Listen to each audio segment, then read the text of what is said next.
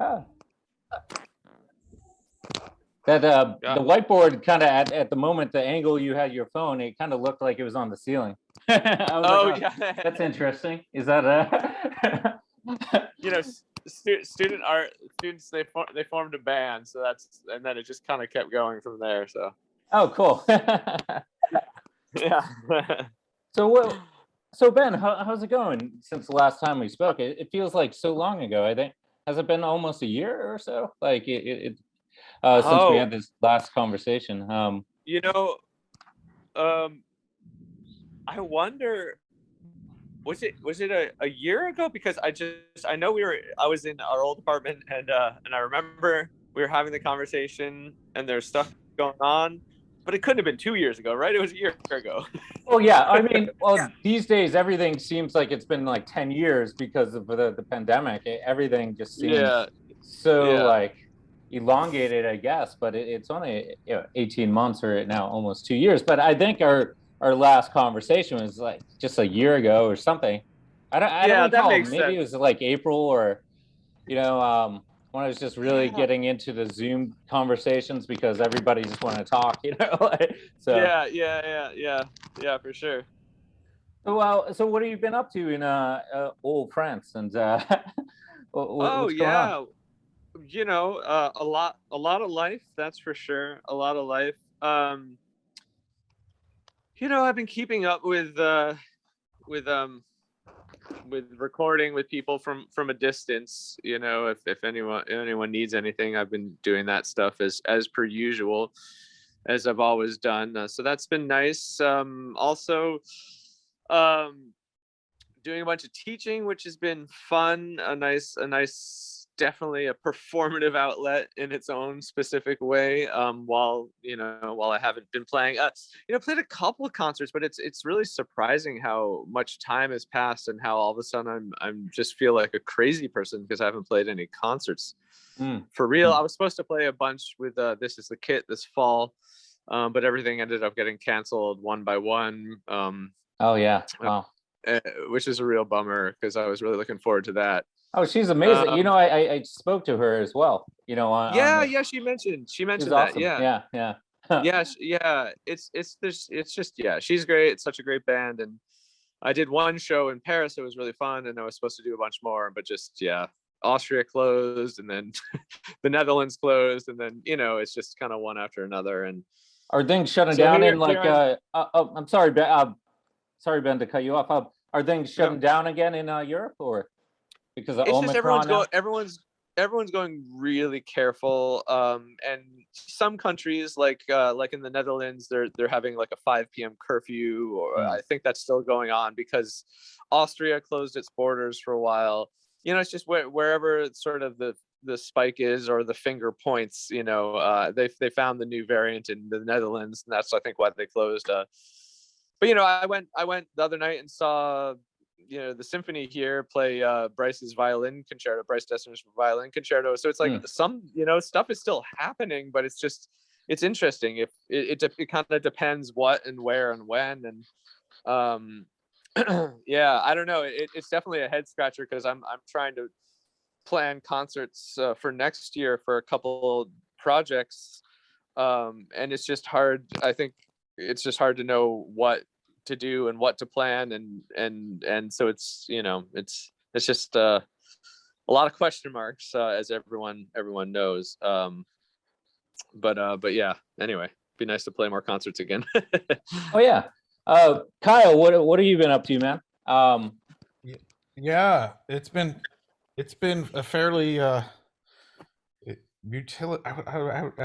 keep thinking of this word when I think about things like utilitarian. It's such a funny word, and it that kind of describes, for better or worse, it describes a lot of like what things have been like with me in terms of just like life, and it's sort of ordinary utilitarian, and it's not bad. I don't know.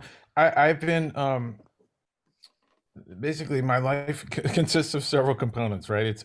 I regularly practice Mm.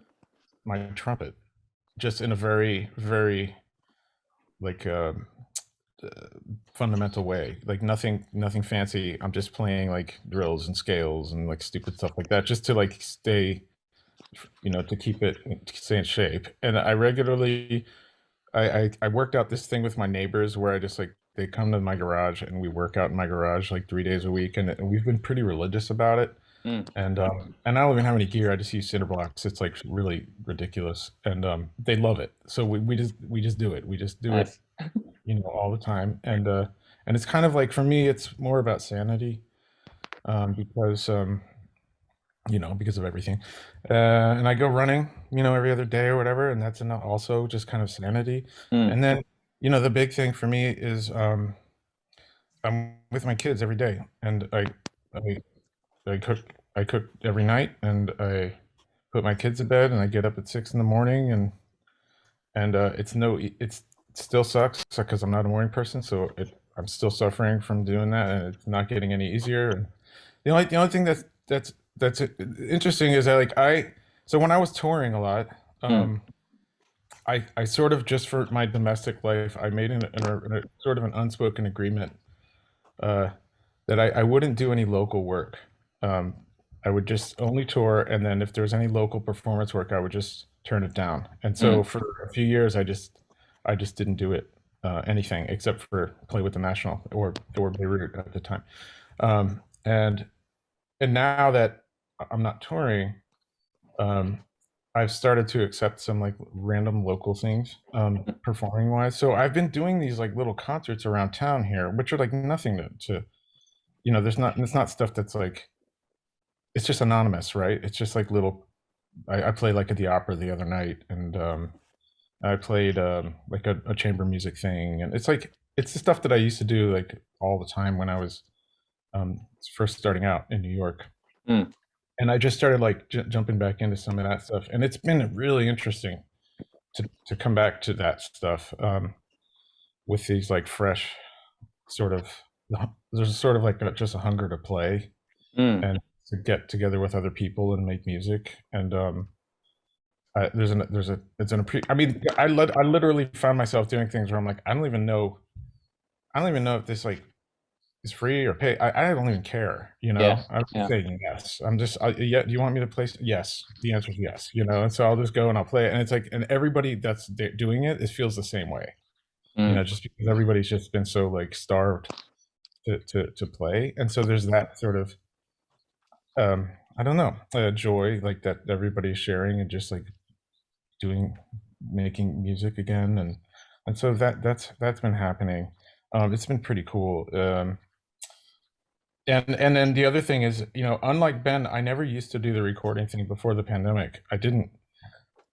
When I recorded, I was recording professionally for other people in the studio, but I didn't do anything, myself. And so over, like, when the pandemic started, I had like it just, the timing worked out really well, because I had already bought a bunch of gear and I was going to learn how to do it anyway. And then the pandemic happened, and it was like, oh well, here you go, this is perfect. Mm. So I did learn how to, do some basic engineering. And so now I think I mentioned it probably last time when we spoke, but now I've done a lot more. Nice.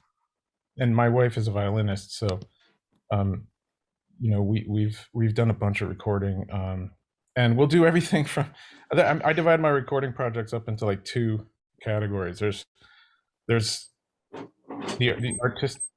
I do stuff for friends, or like just artistic contribution type stuff, which is like super creative and fun. And then there's like more, again, utilitarian, just to bring that word back. There's some utilitarian projects where it's like, hey, a client will just say like, hey, I need some like improvisation over this like really canned bad music. Can you like make it better? Mm. And so like, and it'll be, like we just did something where like my wife and I just played some stuff, and like we kind of play off each other, and then we took, and it's for like some video for something, and we just kind of made it better, and it was kind of fun. Like we work pretty well together, and we get it done quick, and she's like super good, so it's like everything she gets stuff. She's super efficient, so it's like, if there's anything slowing it down, it's me. So it's like really cool. Like I don't worry about her at all. So yeah, we get that work done, and she'll do some, a bunch of projects for like some television shows and stuff like that, and I'll just, we record it up in the attic late at night when the kids go to sleep, and so that's been, continuing to happen. Okay. I'm happy about that. It doesn't happen as much as I'd like. I can't decide when stuff comes in. It just comes in randomly, but I'm happy that it does, and I'm really, yeah, I'm really thankful that we can do some work in that way. Cool.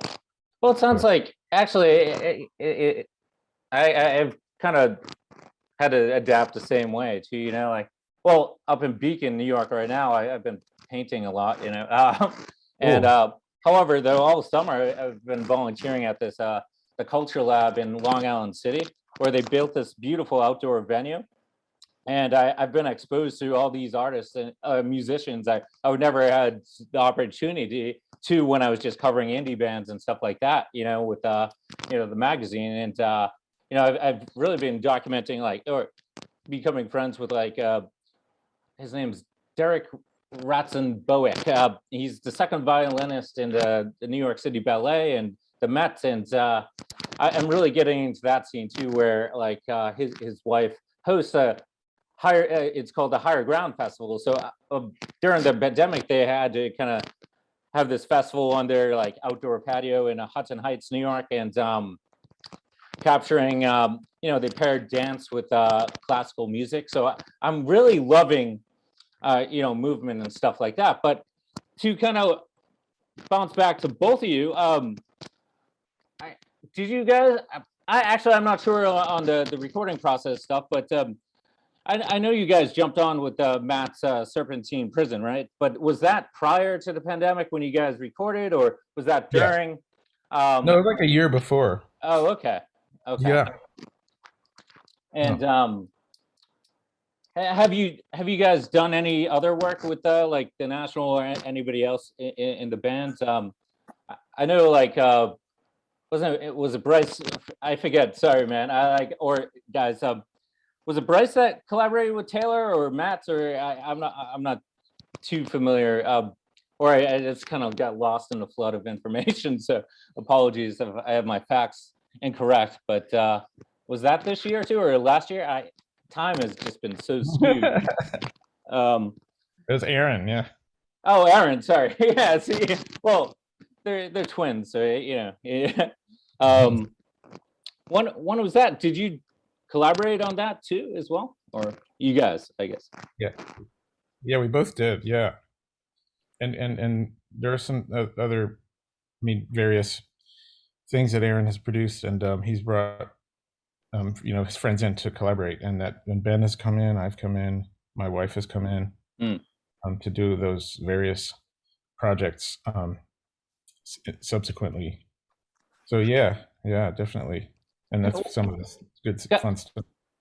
Oh, guys, what's that process like? Like trying to collaborate, like, you're Ben, you're in France, and Kyle, you're upstate, right? Or west. I always for some reason I think Buffalo's just straight, but it's the western part. But how's that collaboration process work when everybody's so far away, and like the digital transmissions are a bit dicey? Like, how do you kind of sync up and coordinate and try to compose something in tandem? I guess I would say go with Ben first. Oh, sure. Yeah. It's kind of just running it with it and going.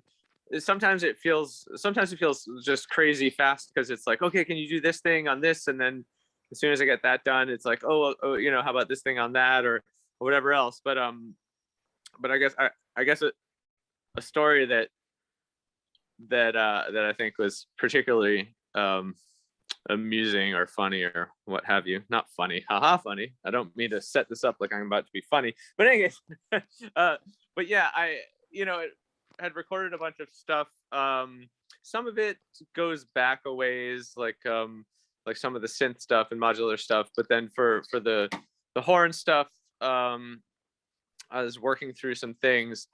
And anyway, got home at night. It was too late. I wasn't going to go back to the studio, but there was like, oh man, we really need this thing. And then next thing I know, I was sent a voice memo basically detailing what I'm supposed to be, how I'm supposed to tweak what I had already recorded. And I was like, there's just no way I can get back to the studio. So anyway, long story short, can't really record in my apartment just because it's so loud.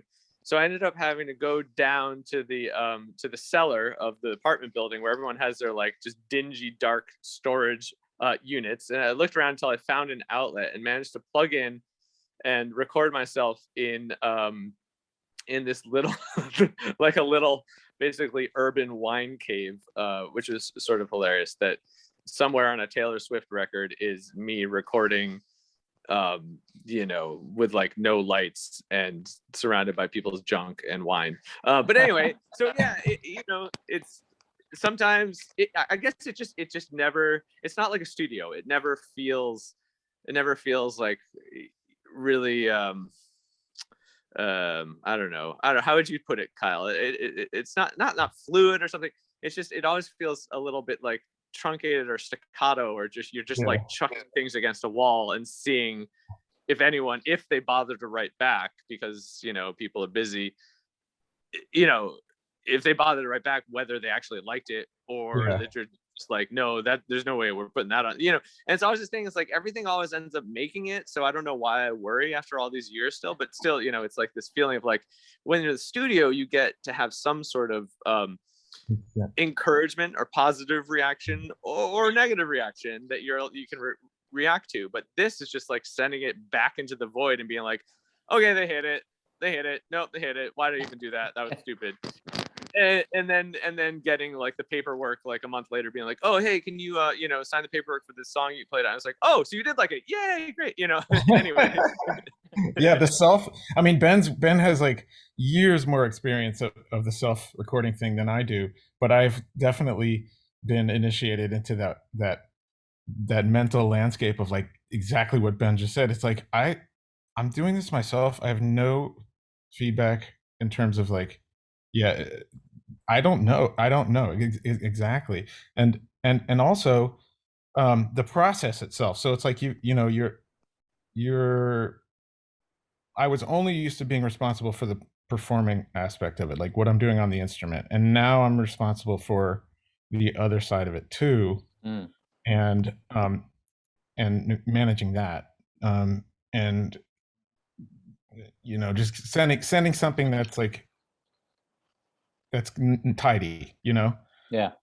And I never was used to that, so like that's, and just managing that time, and also when there's a time crunch, so which there often is, something's like a last minute thing or whatever, you're trying to turn it around pretty quickly. That's the other factor that definitely plays into it, but more so it's just like not knowing. Like Ben said, it's pretty funny. I mean, and also the studio, like where I am, I'm in the attic, so it's like pretty, by design, it's pretty stuffy, and that's what it should be, but it doesn't feel good as a musician. It doesn't, like, you don't get the kind of acoustic, like the satisfying acoustic sound that you want, and so everything you're doing feels kind of crappy, right? So you have to get used to just being like, okay, no, it's not crappy, it just feels that way. And I don't know if Ben, like, because we're brass players, like, so we like to have a beautiful reverberant sort of like room, but that doesn't always serve the recording well. Sometimes you need to just be like a neutral signal, and that's what's wanted. And so like that, but it doesn't feel good to do that. So getting used to that, and like getting used to hearing like every little flaw in your sound and being like, no, it's okay. It's always been a challenge. So and then when you're recording, even more so. So yeah. Anyway, it's sort of like the mundane minutia of like of recording challenges, but I'll never get used to it. But that's just something we navigate, and like Ben said, the results end up on the record. So okay, I guess it was okay. Oftentimes, I mean, it gets it's so great. Yeah. And it's funny because there's a real specific language, but there are different versions of that language. So like, depending, obviously someone like Aaron, we're so used to working with, it's like, I know how is best to send him stuff, not only via like, what media or, but also just like how I'm going to edit it. But then other people, it can be totally different. And you're just like, it can be this weirdly take more time than playing the notes themselves sometimes, which is really odd. Just to add to what Kyle said. Oh, Ben, the actual recording, it takes very little time often. Recording like a minute, and then you spend up like manipulating that for like hours. Yeah. Well, so is there like, it sounds like there's no like set engineer, or is there? But he or she is elsewhere and trying to put all the components together, is digitally, or with all that distance is really muddying things up, because obviously with the studio you have the engineer there, the sound engineer there, and you have that you have that feedback, like, and you can tweak in real time in the studio. Yeah, it definitely affects how I record things, is who I'm sending it to, for sure. Not vastly, but it does. And Ben, are you still doing you working with like Kid Million still, and you side projects with Lansdorf and stuff like that, or? Kid and I are just like, we never got to play shows, so we're trying to figure out how we can get together some shows. It's complicated, families and schedules and all that. So we're trying to figure that out. That's one of the things. And I'm working on another thing with a really old friend of mine that I'm really excited about, but it's just too early to say exactly how that's all gonna play out. But it's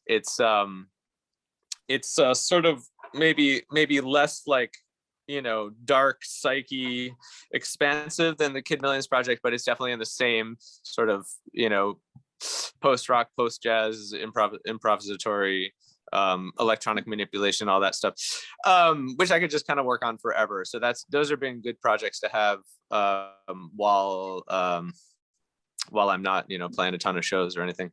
Yeah. Well, did I see tentatively the National is touring next year, or in Europe, or is that correct, or I may be incorrect? Yeah, exactly. Yeah. So we'll spike that football when we get it, right?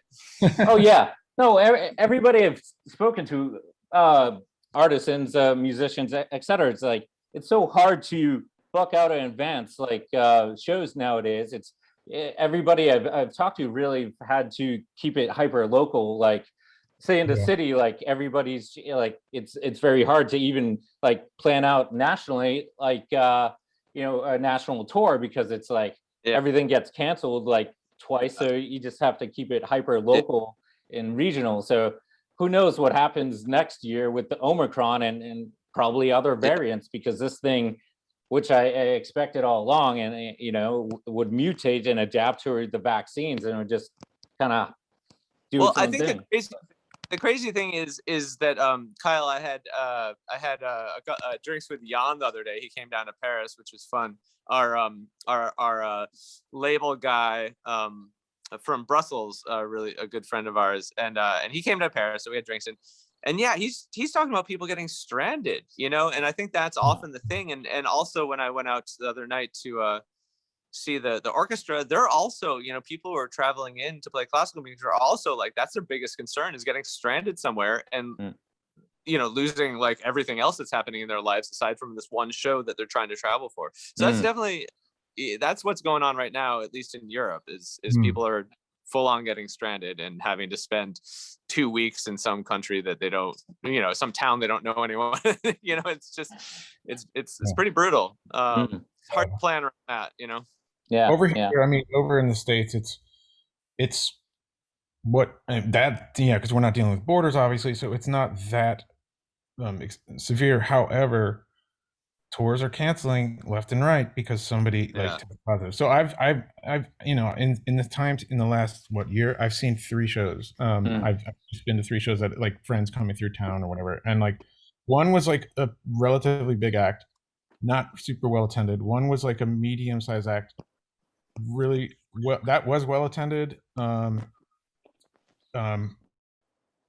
But it was like super tense, you know, and actually, and last night I went to a show, but that was like a really, as you said, hyper local type situation, and it was like jammed.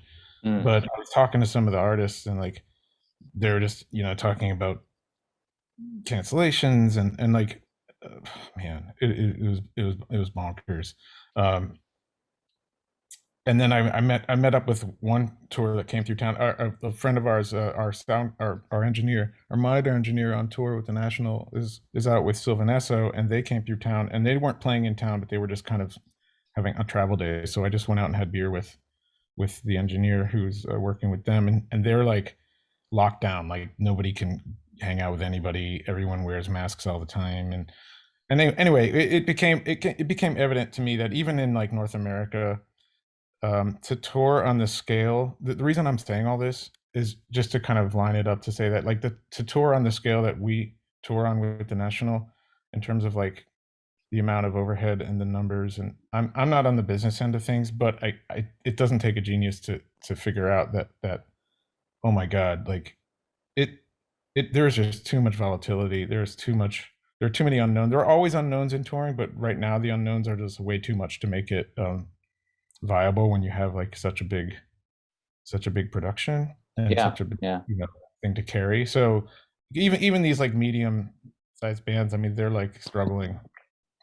And yeah, no, that's yeah, that's the reason. I think that's a big reason why our hiatus is what it is, you know. And To bounce Yeah, off that, it's interesting to hear you say that, Kyle. Hey, I'm sorry to butt in. I'm gonna have to jump off for a minute.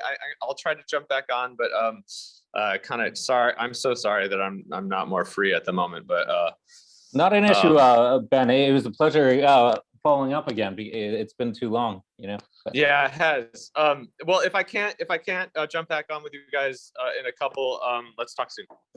Take care, Ben. okay, Ben. See you. Cool. Cool. So to kind of bounce back off of that like aspect, do you think like touring has changed forever? I guess, or the long term, or forever? I mean, that's too broad. You know, you never. No, I know, but maybe the near long. Man, the future, the near future, question. I guess. Man, Rob, that is a really, really, really, really good question, and I mean, that really remains to be seen. I wonder too. I mean, I think for that and so many other reasons. I mean, some things might go back to quote normal, but so much has changed in the last 18 months. Yeah. And not just public health wise, but just, you know, sociopolitically and things like that. That I wonder how everything plays into touring, especially international touring, the way like what Ben was talking about with borders and stuff. I wonder. I mean, I would like to think that some normalcy returns when the public health thing is under control, and safety and all that. But I don't know. Yeah. My ability to like see things in big picture is you know, limited. So I can only guess. No, it's funny. Like I'm kind of opposite, where I do like think about more bigger picture stuff, and then when I try to go micro, it's like very difficult for me. Like trying to like that's my weakness. Say if you assign me to compose a song, it'd be like no. But I'm more free association. But Right. and then like larger, I see the larger scale systems. That's how my brain works. But just reflecting over, I've had almost over 50 conversations already now in the last 18 months with varying artisans and musicians and even comedians and writers and poets. It seems like there is opportunity to just be like go back to grassroots and like collaborating with local musicians or different type of performers, and that's what I'm kind of working on now, like being introduced to like the violinists and dancers, like after this conversation I'm linking up with a choreographer over coffee, and like I'm getting into different forms and trying to in different mediums and trying to have them collaborate too. And you know, I think there's opportunity to collaborate with different people now. And what I've also heard is just a hunger to perform. And also conversely, on the other side, people are hungry to listen, like to be part of a crowd again and see live performances. So I think it may be like a half breed of like maybe these small outdoor shows or like smaller outdoor shows, virtual stuff, even like street stuff, who knows, but I feel like there's opportunity maybe even to break down the bigger touring model into just this hyper organic stuff again for the need, just because you need to create, you need to perform, Absolutely. And that's what I've noticed throughout these conversations, and which has been awesome. And I'm like, okay, maybe I'm going to try to put together a show with like, say the violinist, a dancer, indie guy, like, so I think there is opportunity if people are willing to work in a different manner than they're used to. I know it's hard as a set artist, a performing artist who's done it for, since the beginning of childhood. They've done it a certain way, but I feel like now there's even more opportunity to adapt, not even adapt, but to innovate, I guess would be the word. Yeah. I feel like the word that comes to mind is fertile. This is a period of fertility with the incubation of new ideas, new configurations, new ways of making music, and then ultimately maybe even like new styles, right? Because that could grow out of this time. And then I think in the future, I do think that we will go back and retrospectively view this as a period of change and creation and birth, birth of new art. And so, I totally agree with that. And I do think that being able to be there and adjust or pivot or whatever, whatever word you want to use to adapt, whatever, it's really important, definitely. It's it's no doubt that's what's happening. It's already happening. We've seen it. And hunger, like you said, just bringing it back for me last night, I was at this show last night at a local venue here, and it was like the vibe, the energy. This was a thing that I ordinarily I was like, is music that I'm like, okay, it's cool, but like when I was there live, it, oh my God, it reminded me of just how powerful the live experience is, right? Because it was music that I would ordinarily just be like mellow, cool with. And being there in person, live, hearing it, I was like, I enjoyed it so much. I enjoyed it so very much. And it was just great. I had the opportunity actually of my new friends or the violinist. He called me a few tickets to the opera but the night before Thanksgiving, and I've never been, first of all, and it was just a mind blowing experience to be in the Met and the Lincoln Center, and it's just beautiful, and being part of a crowd, and watching this beautiful act, just being there in that type of experience, it was so special, and it was just wow. I missed this because I haven't shot a live like a show in like almost 18 months, 2 years, prior to the summer where I was doing the outdoor stuff, but I haven't been inside like a venue to capture live music and since last January, February or something. So just being part of that just physical experience around people and enjoying this beautiful piece of work.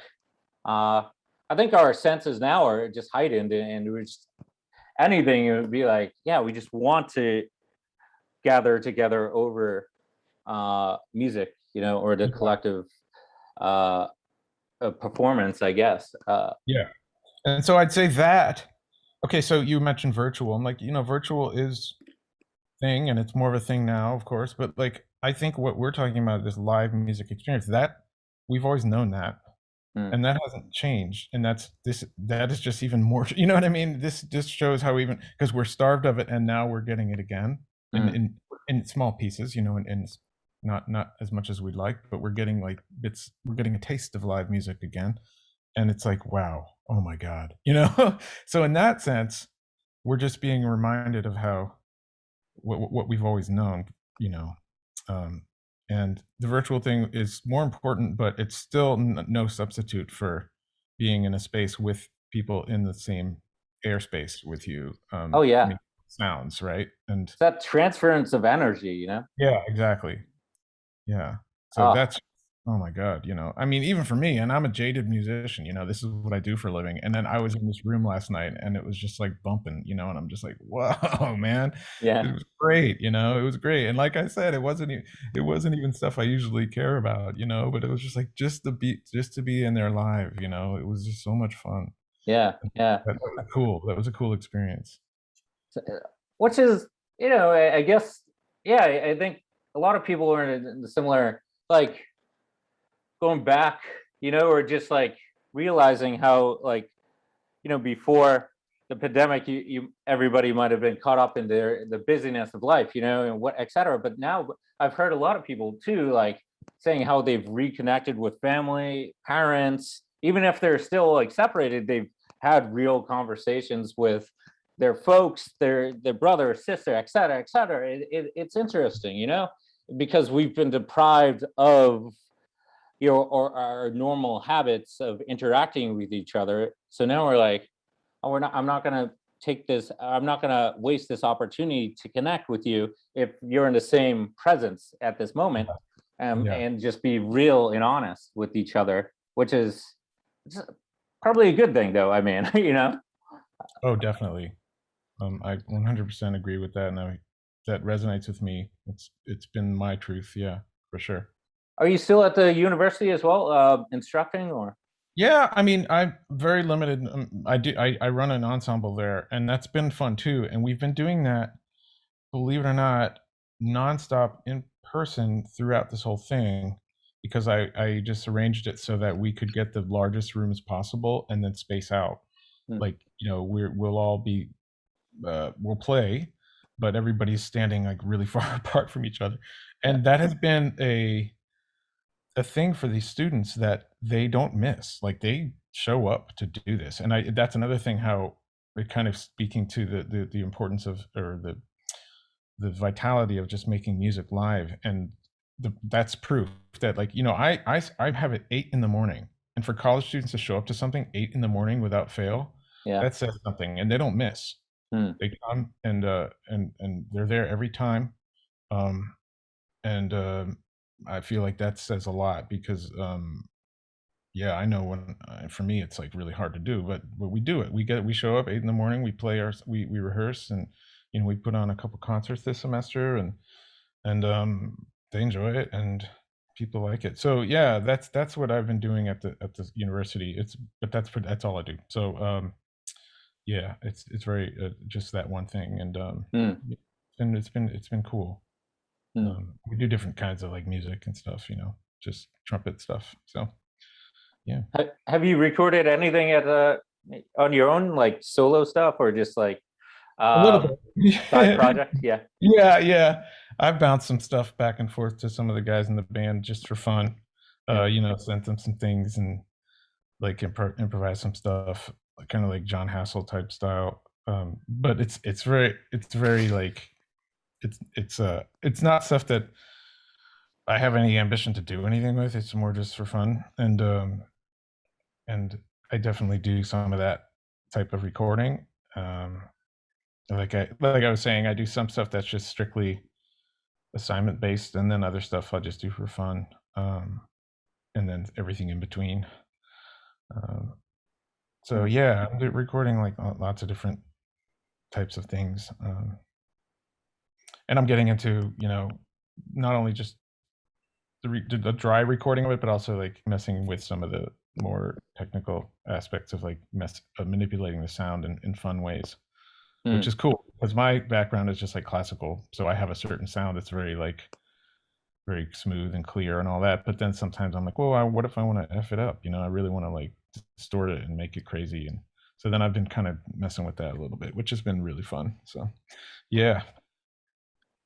I like that though. I mean, I find like weird mashups are really interesting, like, or not weird, maybe just like, I wouldn't think of that. But I think also, yeah, during this time, it gives you time to like think you're like, I need to do something, or maybe I'll try something.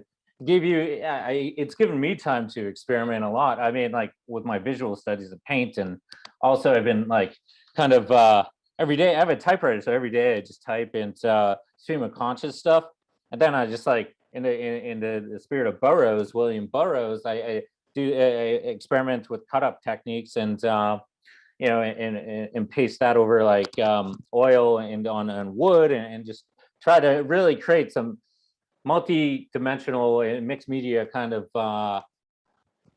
imagery as well. Because like, if I'm not, shooting,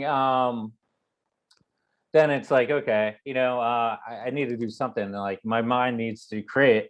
Oh, well, I need to create. So I'm very strong in the visual sense. So I'm just like, all right, I have oils, wood, and just playing around with style. But I just miss going week to week on the road, just capturing music.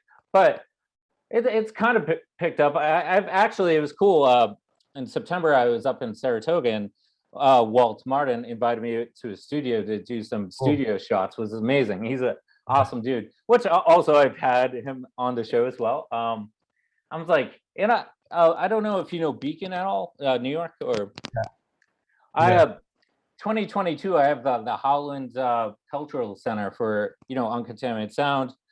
I think they have to push back the date because they're doing renovations, but I'm like trying to mold. Generally, with when I put on the show, I like to have the bands I've shot or come perform and surrounded by my imagery, and photos.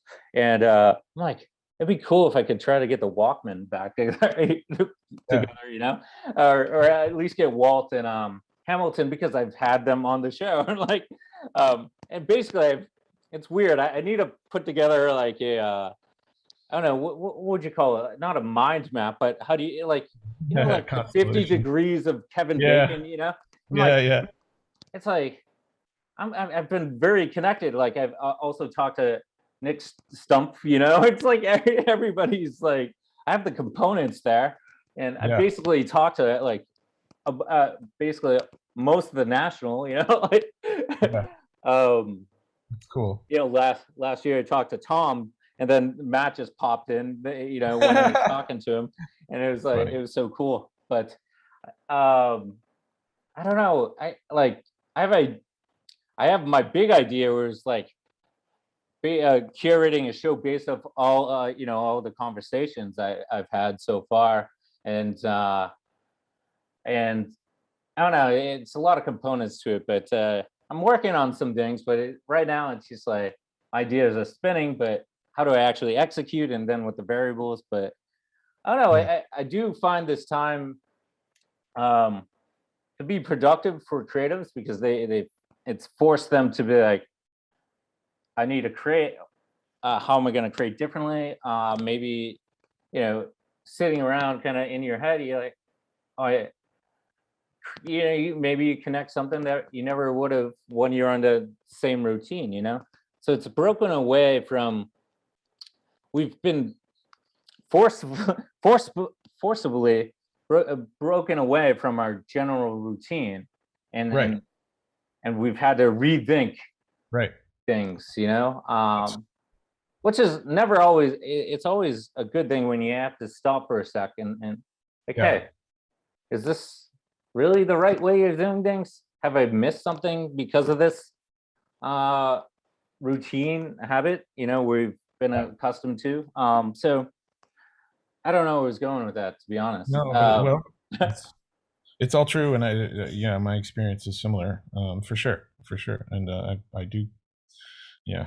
I take it as a, I take the good from that, Yeah. so definitely. Well, do you see or anything on your end to kind of look forward to in the coming year? Or, I know tentatively, once again, I think I've seen the national schedule of tour in Europe, but that who knows with that. But anything Yeah. on your end that you're really looking forward to, or hope have hopes for it to come to fruition, I guess. Um, I, I mean, honestly, I'm such a simpleton. I just want to play more. Like, I'm a pretty simple guy. Like, I look forward to doing, being able to play, get out there and play more. I love to play. That hasn't changed. Mm, And I want to do it, and in any way that takes shape. Whether we know if the touring comes back in the way that we're hoping it does, awesome, great. yeah, yeah, And if not, I'm gonna do it somehow, some way. Like little, if it means more local stuff, fine, that's cool too. Like, I'm enjoying it. Like I said, I'm doing like a few random local things here too, and like it's like it's nothing crazy, but it's fun and I enjoy it, and I'm happy to be doing that, and I want to record more. So I'm looking. There's no like one big thing that I'm like looking forward to, but I just want to I just want to stay in the game here, and that's what I love. So yeah, I want to do what I love. That's all there is to it. And of course, um, the added perspective is that, in all this, I've been so close with my family, and I have a new sort of, almost like a renewed relationship with my family that never would have happened had this not all happened. So I don't, that is something that's colored my whole outlook too, and I'm not going to lose that. I don't want to lose that. yeah, So um, yeah, I mean, I look forward to continuing that. yeah, yeah, And yeah, it's going to be a challenge too, because if we do go back out on the road like heavily, then of course the family thing gets affected by that. So it's always a challenge. But now I think we all have experienced, when I say we all, like everybody in the band has experienced this closeness with their family, mm, and we all are affected by it. So I think that'll affect how we move forward too. I should think mm. that makes sense. Yeah. You could eat. Yeah, it's like, how do you like tour as a you're living, but then also obviously the road brings its challenges, and you're apart from your family. It's just the nature of the beast. But how do you continue that tight knit, that the closeness to maybe even just shorter tour dates? They were Right. micro tours, and then like, I don't know that, but once again, that poses a new opportunity to rethink even touring, or the music model. Maybe I was just having a conversation yesterday about that. Like, how do you rethink the music industry and the model? But it came to a consensus through the conversation that's probably right now the music industry will just chug along, as is. But I feel like there's really an opportunity to I'll come back to the term again, innovate. Yeah. And respond to current times, and really be on the forefront of adapting to the post-COVID era, because it's going to be here. It's not going away, obviously. It's adapting and changing, so we have to adapt and change as well, right? No matter at what level, public policy should adapt, but it's always lethargic and slow. So how does change really occur? It starts with on the micro level, right? The small communities, and that's how you start implementing change. And then that small community grows and grows, and into a movement and anything, social movements, musical or art movements started with just a group of interested individuals getting together, trying to, think of new ideas and just collaborating, and like, how can we just really rethink the current system, that's what I want to see, is just like this cool movement of rethinking how things are done, and creating this really unique product. I don't know what it would be, to be honest. I don't know, but hey, I would just love to see this cool movement coming along in like the Bajas or something like that, and the COVID offs or something. I don't know, but Yeah. but Yeah. yeah, I think you have to be kind of futuristic and realistic as well, where COVID's not going anywhere. It's not going to suddenly disappear, as we've seen. And I think if you're more flexible and open to new ideas, you're better off in the long run to sustain and grow in the future, because you're putting yourself, not you, but a general you, in a better position, because you're out in the forefront, adapting and getting your work out there in different manners, instead of trying to just sitting back and waiting for things to open up. I feel like, I mean, with the internet, at least there's ways to put out your music or your voice and express, even if you don't have that venue, which we all long for too. But I think there's just different tentacles where you can also put out that work where people still experience it, but you just have to kind of flip it on its head and look at it at a different vantage point, I guess. But that's maybe my overarching viewpoint of things, and that's what I'm trying to figure out too. But it's not easy. It's not easy, but I really feel there's opportunity here to do some cool stuff and meaningful stuff as well, if we could all get together on one kind of even keel. But nobody seems to agree on anything these days, so it's like, but that's my rant, the overarching futuristic innovative rant, which I'm hopeful for. Or maybe I'll have to spark it myself somehow, but sorry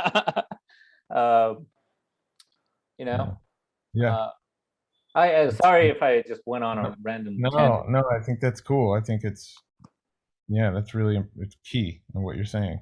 And but hey, speaking of all this stuff and family stuff, my daughter is home from school because she was exposed to someone with COVID, so I have her with me, and I don't like doing this, but I have her in front of a screen right now, and I'm going to rescue her from that because she's maxing out on that. Oh, of course, yeah. No, it was a good ending point too. So, anything us music lovers can check out of yours on the interwebs, or anything, or I have not done any. I have not released anything of my personal making. I've contributed to a bunch of random stuff. Trying to think. God, I might have to get back to you on that. I can't think of. I mean, obviously the Taylor Swift stuff. Yeah. We're on that, but there are a couple of artists that I'm not even sure if I'm allowed to mention them yet, because I did some projects for Aaron. Yeah. And I don't know if I think they were announced. One is Gracie Abrams, and myself and my wife are on that. And then the other one, I don't know if that was announced. So I'm gonna refrain from announcing it, but it's really cool. God, I wish I could announce it because it's super cool. I'm really excited about it. Cool. Like there's another artist who was like, I was super psyched about, and I hope to be able to talk about it. Cool. Soon. Cool. But yeah. Well, thank you for taking the time out of your day to follow up and converse, and enjoy your afternoon with your daughter and your family, and keep on creating, man. And I'm looking forward to those releases, and I'm hoping for the best with the national tour, and you get back on stage, with those guys, soon. Yeah, we're looking forward to it very much. Thanks, Rob. It's been a pleasure. Same here, sir, and be well. Okay, you too. Take care.